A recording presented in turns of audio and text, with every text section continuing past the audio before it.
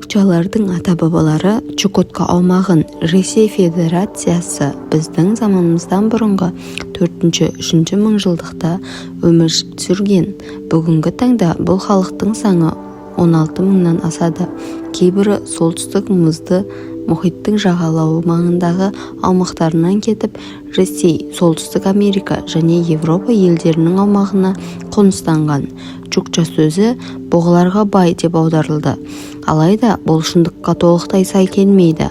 Аталған халық өкілдерінің арасында бұғы асыраумен айналысқандармен қатар үлкен сүтқоректілерді аулаумен айналысқандар да аз емес. Олардың барлығы өздерін Лореветлан деп, яғни нағыз адамдар деп атаған. Енді чукчалардың өмірін өзге қырынан танытатын 15 қызықты дерекке тоқталайық. Сәлеметсіздер ме, құрметті көрермендер? Арнамызға тіркеліп, қызықты видеолардың шығуына себепші болыңыз. Чукчалар рухтардың бұйрығы бойынша жынысын ауыстырған. Чукчалардың сенімі бойынша барлық сат пен құбылыста рухтар өмір сүреді. Адам жетілгеннен кейін өз бойында шаман күшін сезініп, тіпті рухтардың бұйрығымен жынысын ауыстыра алған. Бұл ретте ерлердің жынысын әйелге ауыстырған жағдайлар көбірек. Әйелге айналған ер адамдар әйелдердің киімін киіп, әшекейлер таққан. Сонымен қатар оның мінез-құлқы да өзгереді. Зерттеуші Богорас мұндай ерлерге бәйе деп сұрақ қойған жағдайда олардың тері қызарып, бетін қолымен жабатынын жазған. Осыған қарамастан мұндай адам үлкен билікке ие болған. Тіпті шамандардың өзі олардан үрейленіп, құрметпен қараған. Алайда 20 ғасырдың басында бұл ғұрып толықтай жойылды. Чукчалар яранга аталатын аласалау күркеде өмір сүрген. Ол былғарыдан жасалады және ауа өткізуге арналып жасалған. Жүнмен жабылатын тесігі бар. Мұндай үйлерде топтасып бірнеше отбасы болып өмір сүрген. Тіпті пердемен бөлінген демалуға арналған бөлменің жылы болғаны сонша адамдар жалаңаш немесе іш киіммен жүрген. Бөлме ішін жарықтандыру үшін кит немесе мор майы құйылған шамдар пайдаланылады.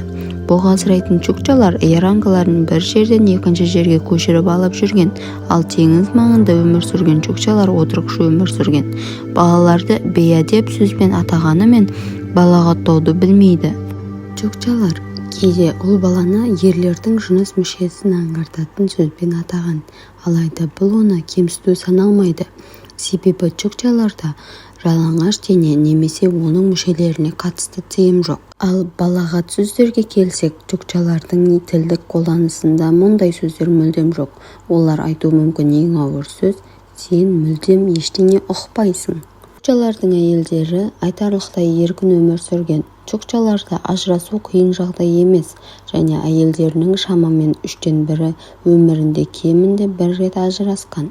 Бұл халықта туыстық қарым-қатынас дәріптелгенімен жақындарының әйелін немесе күйеуін отбасын тастап кететін күйге жеткізген жағдайлар болған.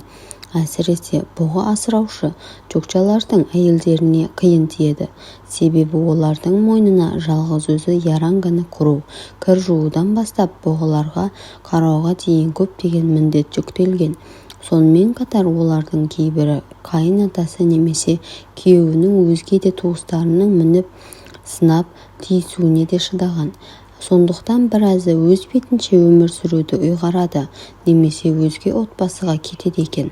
20 ғасырдың басына дейін топтық неке түсінігі болған, алайда уақыт өте келе мұндай неке жойылды. Құрметті көрермен, біздің мәліметіміз сізге қызық болатын болса, арнамызға тіркеліп, қолдау білдіріп кетсеңіз, сіздерге үлкен алғыс. Келесі мәліметтер бір күннен кейін шығады.